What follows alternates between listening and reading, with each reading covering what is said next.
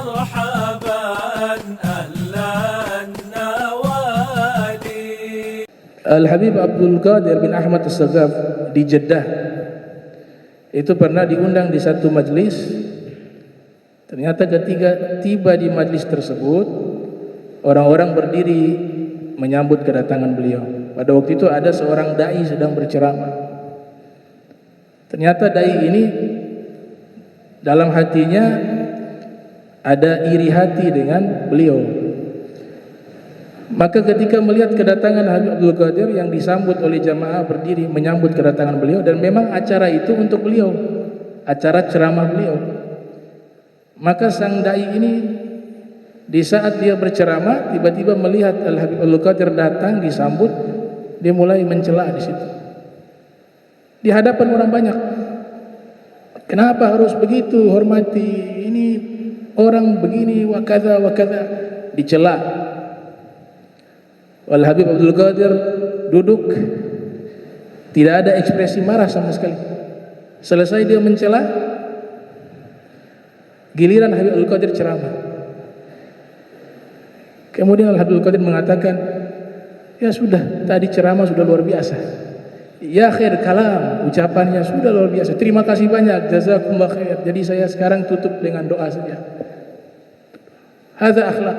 Akhirnya orang ini terkesan dengan akhlaknya beliau, menjadi muridnya beliau, ikut kepada Al Habib Abdul Qadir bin Ahmad As-Saghaf. Itu akhlak-akhlak yang sumbernya dari Nabi Muhammad SAW. Tidak mengajak orang untuk mencela, membenci, mencaci maki dan seterusnya. Ya. Kalau ada oknum tidak mewakili thariqah ini. Thariqah ini suci, bersih. Bahkan di dalam Al-Quran sangat jelas Allah Ta'ala melarang kita mengejek satu kaum tertentu. Ya ayyuhalladzina amanu la yaskhar qaumun min qaumi asa ayyakunu khairan minhum wala nisa'un min nisa'in asa ayyakunna khairan minhun wala talmizu anfusakum wala tanabazu bil alqab bi'sal ismul fusuq ba'dal iman wa man lam yatub fa ulaika humuz zalimun. Wahai segenap orang beriman, di surat Al-Hujurat, ya janganlah sekelompok dari kalian mengejek kelompok yang lain. Bisa jadi yang diejek lebih baik dari kalian. Dan janganlah sekelompok perempuan di antara kalian mengejek perempuan yang lainnya. Bisa jadi mereka yang diejek itu lebih baik. Dan jangan kalian mencela diri kalian dan memanggil dengan gelar-gelar dan sebutan-sebutan yang tidak baik.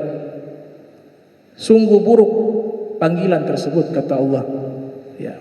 Dan siapa yang tidak bertobat atas perbuatan tersebut, maka dia termasuk orang-orang yang zalim.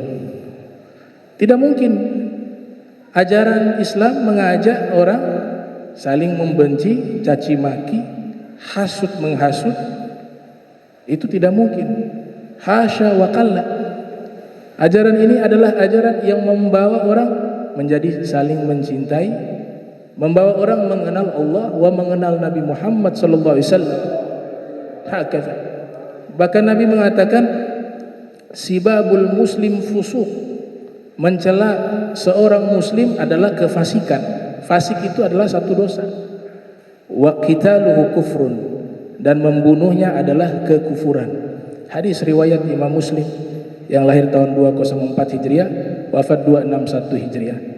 Maka kalau ada yang mencelah kelompok tertentu, kalau respon dari guru-guru kami yang terus bersanad, kami baca akhlak-akhlak mereka yang termuat dalam kitab-kitab, tidak pernah mereka membalas celaan dengan celaan. Cacian mereka tidak balas dengan cacian. Bahkan dilaknat mereka tidak membalas dengan laknat. Bahkan dibid'ahkan, sesatkan, mereka tidak balas kelompok itu sesat. Bahkan dikafirkan, mereka tidak pernah membalas orang itu kafir. Itulah tariqah yang diridhoi oleh Nabi Muhammad SAW. Makanya pernah ditanyakan oleh salah satu ulama di India bahwa sataftariku ummati, dalam riwayat umatku terpecah belah 73 golongan, 72 neraka, satu yang selamat. Kemudian ditanyakan yang selamat ini siapa, yang satu ini? Maka beliau menjawab, Syekh Sa'ad. Kelompok yang selamat ini adalah yang memikirkan keselamatan 70 kelompok yang masuk neraka. Dia memikirkan bagaimana agar mereka juga selamat masuk ke dalam surganya Allah Subhanahu wa taala. Itulah al-firqah an-najiyah. Oleh sebab itu, hati-hati setiap ucapan kita, lisan kita dihisab oleh Allah taala. Semua yang kita lakukan itu ada tanggung jawabnya di yaumil qiyamah. Maka harus bijak di dalam mengucapkan sesuatu dan menulis sesuatu. Sekarang kan dunia medsos, ya, tulisan itu juga akan menjadi hisab, sama seperti lisan. Pernah satu sahabat menemui Nabi Muhammad SAW. Ketika Nabi terangkan bahwa kamu harus jaga lidahmu, kata Nabi. Kemudian dia mengatakan, wahai Rasulullah, apakah lidah ini, yang kecil ini, yang ada di mulut, bisa menyebabkan orang masuk neraka? Kemudian Nabi menjawab, ada di dalam kitab Sunan At-Tirmidzi. Nabi mengatakan, wahal yakubun nas finnari ala wujuhihim aw ala manakhirihim illa hasaidu alsinatihim. Berapa banyak atau bukankah manusia nanti tersungkur dengan wajahnya di dalam neraka? Dalam riwayat yang lain, dengan hidung-hidungnya mereka tersungkur jatuh ke dalam neraka. Itu sebab apa? Hasaid al-sinatihim, sebab hasil panen dari dosa-dosa lidah mereka.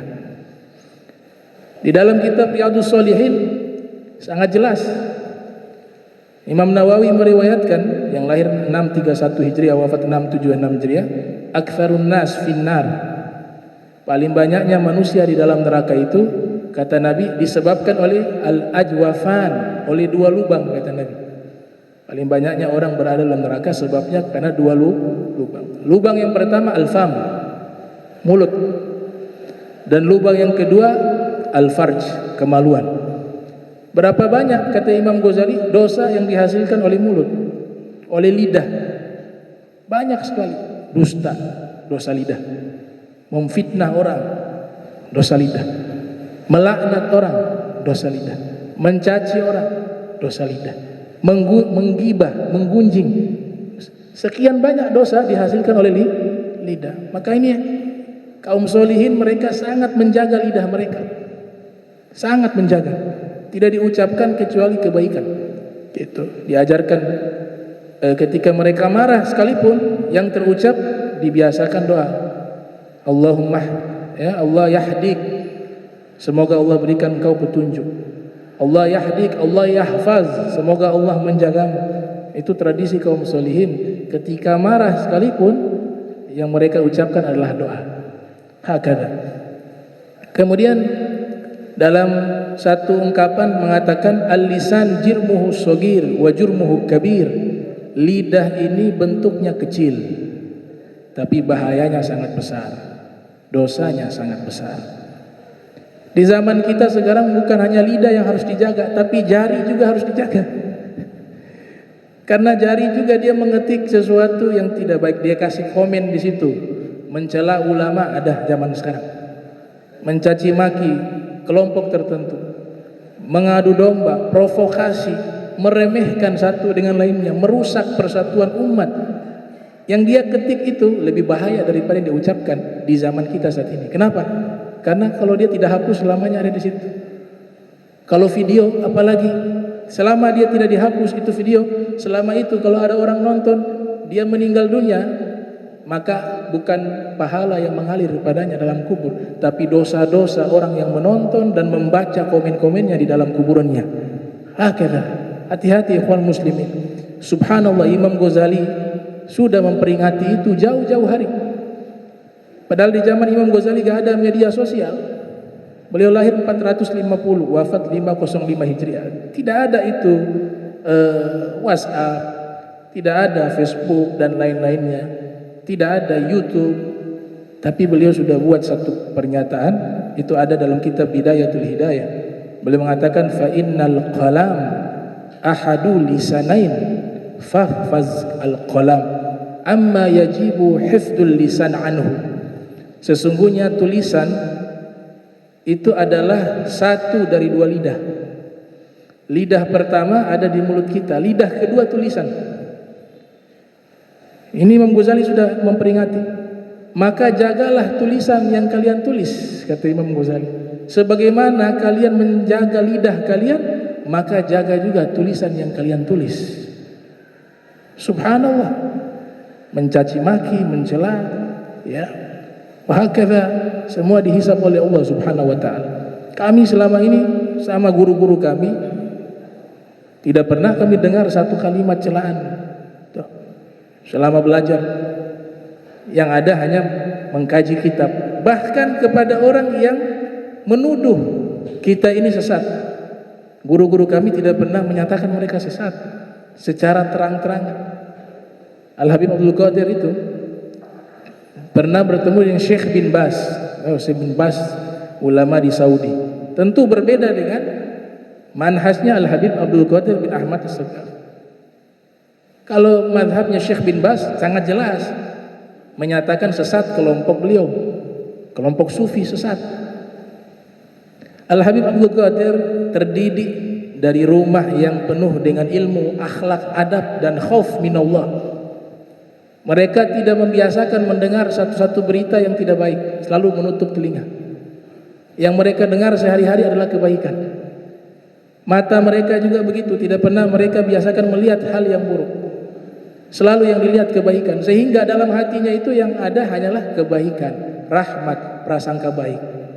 Sampai pernah satu ketika beliau ditanya,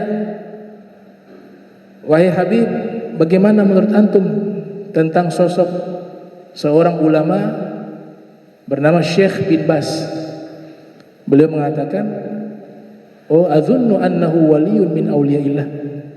Oh, saya menduga beliau itu seorang wali Allah. Padahal ini berbeda manhaj. Kenapa demikian? Karena yang ada husnuzon, yang ada kebaikan, mendengar juga sesuatu yang baik, melihat sesuatu yang baik.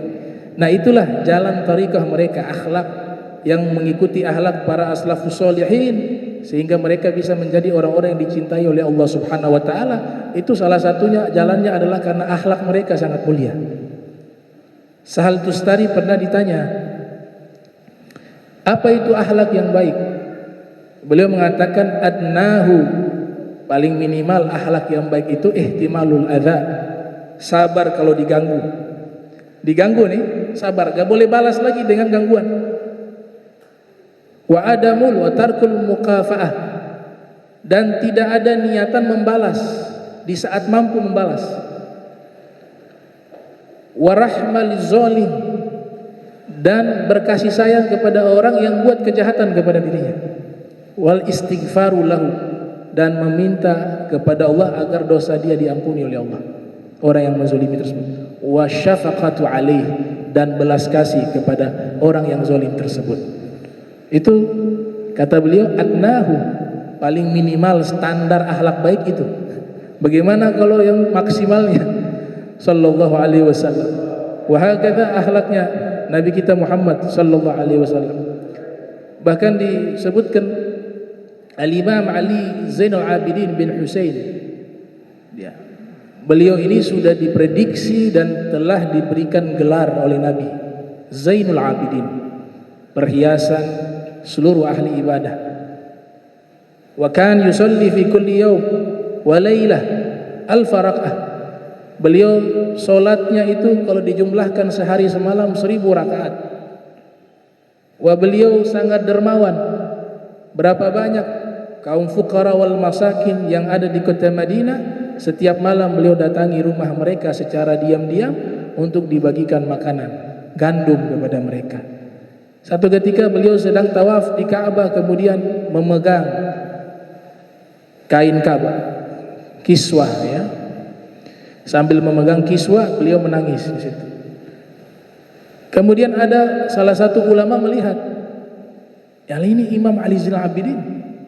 Maka ulama ini mendekat kepada Imam Ali Zainal Abidin. Dia mengatakan, engkau Imam Ali Zainal Abidin yang dapat gelar dari Nabi Zainul Abidin.